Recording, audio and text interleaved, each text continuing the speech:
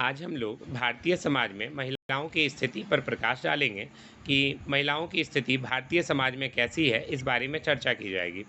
तो किसी भी सभ्य समाज में की स्थिति उस समाज में स्त्रियों की दशा को देख कर के ज्ञात किया जाता है कि स्त्रियों की दशा क्या है और उसका परिवर्तन कैसे हो रहा है, समय समय के अनुसार क्या होता है। देश काल के अनुसार महिलाओं की स्थिति में काफ़ी परिवर्तन आता है। प्राचीन काल में जहाँ महिलाओं की स्थिति अच्छी थी, फिर मध्यकालीन आते आते महिलाओं की स्थिति बदतर हो गई और फिर आधुनिक काल में महिलाओं की स्थिति में काफ़ी सुधार आया है। इन सुधार को लाने में भारत के या फिर पूरे विश्व के कई सारे के समाज सुधारक लोगों का महत्वपूर्ण योगदान है।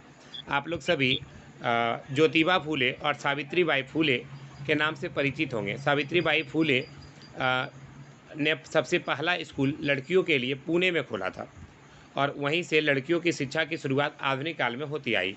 आज भी आप लोगों को एक योजना की मदद से लाभ भी दिया जाता है, सावित्री बाई फूले योजना। अगर आप लोग अभी फॉर्म नहीं भरे हाँ हैं तो सर। डाल दीजिए। आपका जो घर के बगल का आंगनबाड़ी होगा, वहीं पर ये फॉर्म डाला जा रहा होगा और अगर आप डालते हैं तो देन आपका पैसा वगैरह हाँ भी सर, मिलता है। डालें। ठीक है। अब आता है संतति। और इसके अलावा महिलाएं क्या है, महिलाओं को मेनली ये माना जाता है कि ये संतति परंपरा में ही महत्वपूर्ण भूमिका निभाती है और प्राचीन समाज से लेकर आज तक आधुनिक कहे जाने वाले समाज तक की स्त्रियां भी उपेक्षित रही है। उन्हें कम से कम सुविधा मिलती है, अधिकार और उन्नति के अवसर में रखा जाता है। इसी कारण महिलाओं की परिस्थिति अत्यंत निचले स्तर पर है। भारतीय संविधान में पुरुषों और महिलाओं को समान दर्जा और अधिकार दिए जाने के बावजूद भी आज भी महिलाएं काफ़ी पीछे हैं। इसके अलावा इसके ऊपर बहुत तरह की सामाजिक, आर्थिक, धार्मिक, शैक्षणिक और नियोगिताएँ लाद दी जाती है। उनको जीवन में आगे बढ़ने नहीं दिया जाता, उनकी कम उम्र में शादी कर दी जाती है। इस सब के कारण क्या होता है, महिलाओं की स्थिति में काफ़ी कुछ दिक्कतें का सामना करना पड़ता है महिलाओं को। और इसके अलावा महिलाओं के बारे में भी बहुत सारा चीज़ बताया गया है कि बहुत सारे धार्मिक कार्य बिना पुरुष के वे संपादित कर सकती है। मतलब बहुत सारी चीज़ पे प्रतिबंध भी है। आज भी ये माना जाता है कि पहले घर के पुरुष वर्ग खाएँगे, फिर महिलाएँ खाएँगी। तो महिलाओं के लिए उच्च शिक्षा के दरवाजे पूर्णतः बंद थे। उन्हें व्यवस्थापूर्वक घर की चारदीवारी में बाँध दिया जाता है। तो महिलाओं की स्थिति में क्या हो रहा है, काफ़ी कुछ दिक्कतों का सामना करना पड़ता है। इन्हें पढ़ लिखने कर नौकरी करने के अधिकारों से वंचित रखा गया है। तो और इसके पीछे का भी क्या है, एक पुरुष दृष्टिकोण ज़िम्मेदार है। अधिकतर लोगों का सोच यही होता है कि नहीं, महिलाओं को पढ़ाया नहीं जाना चाहिए। लेकिन महिलाओं की शिक्षा पर बल देते हुए विश्वविद्यालय शिक्षा आयोग 1948 के ऐतिहासिक शब्द भी ध्यान देने योग्य है कि शिक्षित स्त्री के बिना शिक्षित पुरुष नहीं हो सकता। अगर एक लाइन आप लोग भी पढ़े होंगे कि अगर एक लड़की पढ़ती है तो पूरे परिवार को शिक्षित करती है, एक लड़का पढ़ता है तो सिर्फ खुद को शिक्षित करता है। तो ये भी आपको ध्यान रखना है। ये लाइन आप अपने से डाल सकते हैं कि एक लड़की अगर शिक्षित होती है तो वह पूरे परिवार को शिक्षित करती है, जबकि एक लड़का शिक्षित होता है तो स्वयं शिक्षित होता है। यही कारण है कि लड़कियों को ज़्यादा पढ़ाया जाना चाहिए। सन 1963 के वनस्थली विद्यापीठ में भाषण देते हुए पंडित जवाहरलाल नेहरू ने भी इसी तथ्य को दोहराया था कि लड़के की शिक्षा केवल एक व्यक्ति की शिक्षा है, परंतु एक लड़की की शिक्षा क्या है, संपूर्ण शिक्षा है। तो देखो, जितना भी स्टेटमेंट वगैरह आएगा ये सब आप ध्यान रखिएगा। एक लाइन छोड़ के लिखना है और थोड़ा बोल्ड कलर में लिख दें या ब्लैक पेन से लिख दें। पूरा ब्लू से लिख रहे हैं तो ये ब्लैक से लिख दें। ये ध्यान रखिएगा एग्जाम में भी। उपरोक्त विवेचन से महिलाओं के लिए शिक्षा की आवश्यकता और महत्व स्पष्ट होता है, लेकिन फिर भी स्त्रियां क्या है, आज भी उपेक्षित है। उनको बहुत ज़्यादा उपेक्षा का सामना करना पड़ता है, आप सभी जानते हैं। और स्वामी विवेकानंद के कथनानुसार कोई भी राष्ट्र अपना पूर्ण विकास तब तक नहीं कर सकता जब तक कि प्रत्येक नागरिक राष्ट्र के विकास में भागीदार ना बने। तो वही सब बातों की चर्चा इसके अंतर्गत की गई है। अब देखिए, एक शिक्षित स्त्री क्या करती है, एक शिक्षित देश को जन्म देती है। आप लोग कुछ लोगों का नाम जानते होंगे, कुछ ऐसी स्त्रियों का नाम जिन्होंने विद्या अर्जन करके अ, अपने अस्तित्व को गौरवान्वित किया था, जैसे कि अपाला, घोषा, गोपा, सावित्री, मैत्री और गार्गी। ये अनेक स्त्रियों के नाम मिलते हैं जिन्होंने विद्या अर्जन करके स्त्रियों के अस्तित्व को गौरव प्रदान किया। ठीक है। इन सब का नाम पहले कोई सुने हैं या नहीं? हाँ। गार्गी एक ऐसी विदुषी महिला थी जिन्होंने राजा जनक के समय में मुनि याज्ञवल्क्य, जो कि उस जमाने के सबसे ज़्यादा विद्वान माने जाते थे, उनको खुला चुनौती दे दिया था कि हम आपसे, मतलब कि मुझ में आपसे ज़्यादा ज्ञान है। और बाद में जब गार्गी और याज्ञवल्क्य का शास्त्रार्थ हुआ था शास्त्रार्थ मतलब कि बात से, क्वेश्चन पूछा-पूछी से। तो उसमें जो है गार्गी ने विजय पाई थी। याज्ञवल्क्य जी उसमें से बोल सकते हैं पराजित हो गए थे। ठीक है? तो ये काफ़ी बड़ी बात है कि गार्गी जो है इतना अच्छा कर पाई उस ज़माने में भी। लेकिन बाद में क्या हुआ, उनकी यह शक्ति छीनी जाने लगी, उन्हें विद्या से रहित कर दिया गया और जिसके कारण उनकी स्थिति की अवनति का कारण बना।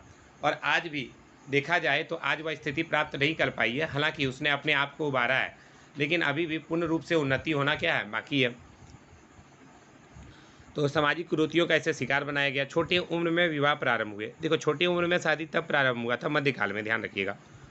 और उपनयन संस्कार से उसे वंचित किया जाने लगा, फलस्वरूप उसका व्यक्तित्व कुंठित हो गया। बाल विवाह के कारण शिक्षा उनसे छिन गई और तब यह केवल सम्भ्रांत परिवारों की स्त्रियों तक ही सीमित हो गई।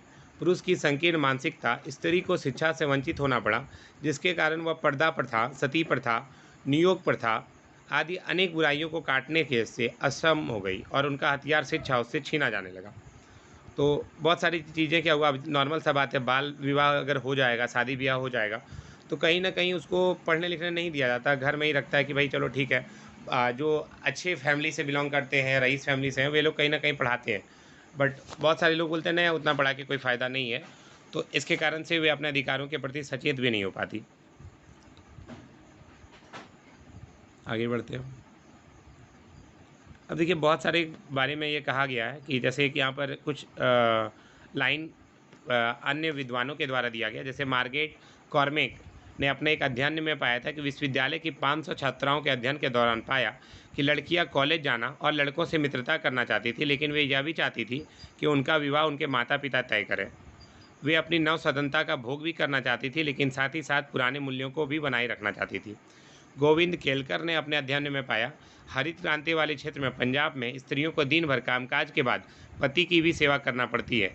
स्त्री द्वारा उलटकर जवाब देना, ठीक तरह से भोजन न परसना, कभी कभी पारिवारिक मामलों में बोलना भी उसका अपराध माना जाता है। इसके लिए उनकी पिटाई भी होती है। मतलब अलग अलग जगह पर लड़कियों के साथ अलग अलग तरह का व्यवहार किया जाता है। तो ये सब लाइन भी आप चाहें तो डाल सकते हैं। जी सर। हालाँकि कानून क्या किया है, महिलाओं को बहुत ऊपर रखा है। और भारत का कानून में तो हमको लगता है लड़का का कोई स्थिति ही नहीं है। लेकिन यहाँ पे हमको लड़कियों की स्थिति के बारे में बात करना है, तो लड़कों की स्थिति के बारे में तो नहीं बात करेंगे। लेकिन लड़कियों की से स्थिति आज के ज़माने में बहुत अच्छी है। बहुत सारा कानून उनके पक्ष में बन चुका है। तो हालाँकि बहुत सारे कानून बनने के बावजूद भी आज भी यह है कि लड़कियों को उन कानूनों के बारे में जानकारी भी नहीं है।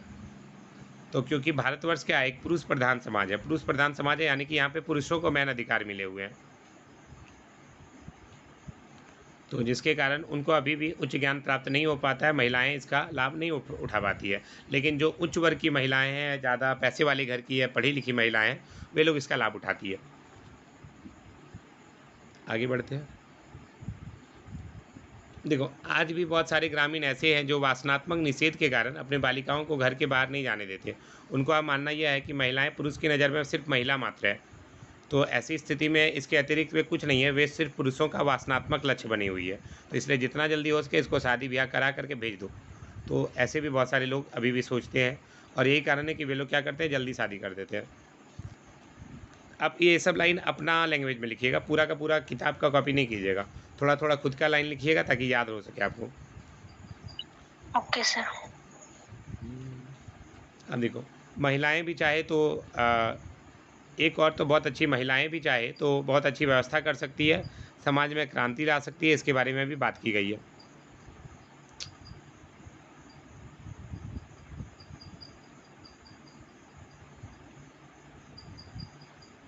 महिलाएं समाज में क्रांति ला सकती है, पुरुषों की सेवा करने में सक्षम है, तो पुरुषों को झुकने और उनसे अपनी सेवा कराने की क्षमता भी रखती है। सर डिस्प्ले नहीं दिख रहा सर। डिस्प्ले नहीं दिख रहा है? नहीं, अभी बंद हो गया। एक सेकेंड, हमको लगता है शायद रिचार्ज प्रॉब्लम है क्या। एक मिनट, तुरंत देख लेते हैं। अभी भी नहीं दिख रहा है? हाँ, अभी आया। पता नहीं, मेरा 4G डाटा ख़त्म हो गया है शायद, इसलिए प्रॉब्लम कर रहा होगा। अब दिख रहा है ना? नहीं सर, फिर अड़ गया। अच्छा रुको, हम देख लेते हैं, रिचार्ज ही चेक लेते हैं, नहीं होगा तो कर लेंगे अभी तुरंत। 1 second. Okay sir.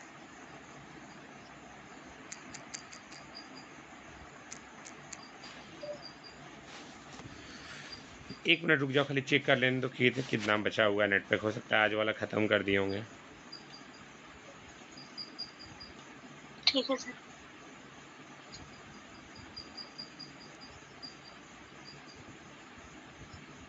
No data 0 KB यहाँ पर दिख ही रहा है।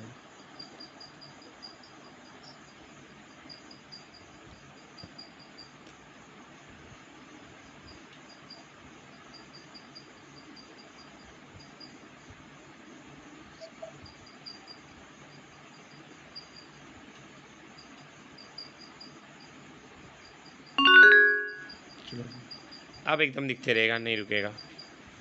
रिचार्ज कर लिया 29 का। अब दिख रहा है डिस्प्ले? हाँ सर दिख रहा है। चलो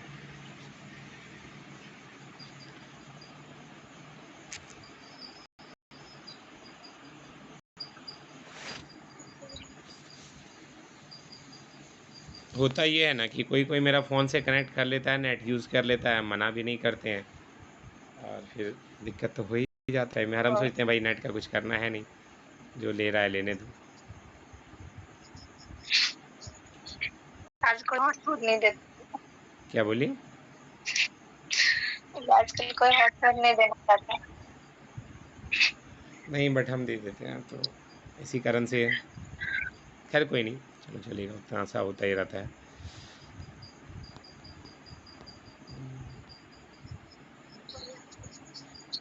मेरा एक सिंपल सा मानना है, अगर कोई पढ़ने के लिए कुछ भी मांग रहा है, अगर मेरे पास साधन है तो मैं ज़रूर दूंगा, नहीं रहेगा तो क्या करेंगे। चलिए ठीक यस है, सर। अब देखिए भारतीय महिला में भूमिका के विभिन्न सर स्वरूप क्या क्या हैं। ये तो विवाह मूलक परिवार में स्त्री की भिन्न भिन्न परिस्थितियाँ होती है। उदाहरण के लिए महिलाएं क्या होती है, बेटी, पत्नी, बहू, माँ, हर तरह का समर्पण करती है, प्रत्येक भूमिका का निर्वहन करती है। यहाँ पर भी उसे क्या होता है, निम्न परिस्थिति प्राप्त होती है, उनका पृथक और स्वतंत्र अस्तित्व नहीं होता। यानी कि महिलाओं को बहुत तरह का काम करना पड़ता है, बेटी का, पत्नी का, बहू का, और प्रत्येक भूमिका को सही तरह से निर्वाह भी करना पड़ता है और उससे इतर उनका कोई स्वतंत्र अस्तित्व नहीं होता। अभी अगर हम आपके घर चले जाएं, आपकी मम्मी का नाम लेकर के खोजें तो शायद नहीं मिलेगी। हमको बताना पड़ेगा कि राधिका की मम्मी से हमको मिलना है, या रूपम की मम्मी से मिलना है, या फलाने की पत्नी से मिलना है, तब जा कर के हमको मिल सकती है। तो यानी कि हम लोगों का स्वतंत्र, लड़कियों का कोई स्वतंत्र अस्तित्व नहीं होता, उनका स्वतंत्र अस्तित्व खत्म हो जाता है पूरा का पूरा। लेकिन धीरे-धीरे समाज में काफ़ी परिवर्तन आ रहा है। जो लड़कियां आज कहीं सरकारी नौकरी कर रही है, उनका पहचान उनके पति या उनके बेटे-बेटी के नाम से नहीं है, बल्कि उनका पहचान खुद के नाम से है। तो काफ़ी कुछ बदलाव की भी बात की जाती है।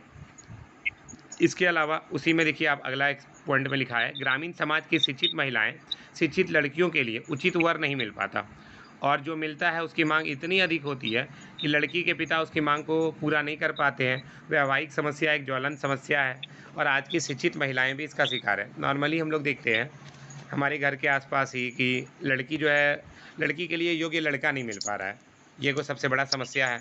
और पुरुष समाज भी क्या कर रहा है, बहुत ज़्यादा उसके ऊपर अत्याचार करते रहता है, उसको कुचलने और मसलने का कोई भी मौका नहीं छोड़ता। अब महिला देह ही उसकी मात्र पहचान बन गई है और पुरुष क्या करता है, अपनी इच्छा के अनुसार उसको भोगते रहता है। और महिलाएं क्या होती है, शारीरिक शक्ति में भी कहीं ना कहीं क्या होती है, पुरुष से कमज़ोर होती है। तो जिसके कारण पुरुष जो है उसके ऊपर हमेशा दबाव बनाए रखता है, ध्यान रखिएगा। और आप लोग प्रत्येक दिन का समाचार पत्र, रेडियो, टीवी, टेलीविज़न, इन सारी चीज़ों पे आप लोग देखते ही होंगे कि महिलाओं के पर बहुत सारे अत्याचार होते जा रहे हैं। बलात्कार महिलाओं के लिए सबसे बड़ी गाली तो है ही, अत्याचार की राक्षसी लीला भी है। लज्जा और गलानी से सारे पुरुष समाज का सिर झुक जाता है जब समाचार पत्र में यह लाइन पढ़ने को मिलती है कि कोलकाता में एक पिता द्वारा अपनी नाबालिग पुत्री के साथ बलात्कार। मतलब बहुत सारी चीज़ें देखने को मिलती है जो कि बहुत ख़राब है। आज के ज़माने में भी बहुत सारी लाखों बहनें कोलकाता या जीटी रोड जैसे बड़े-बड़े शहरों में वेश्यावृत्ति करने को मजबूर है। आज भी बहुत सारा जगह पे लड़कियों को, आप कुछ लाइन अपने मन से डाल सकते हैं, पूरा पीडीएफ का लाइन नहीं डालिएगा, कि आज भी हम लोग देखते हैं कि बहुत सारा समाज में ऐसा भी होता है कि लड़कियों को जन्म लेने के पहले ही नमक चटाकर मार दिया जाता है या भ्रूण हत्या कर दी जाती है।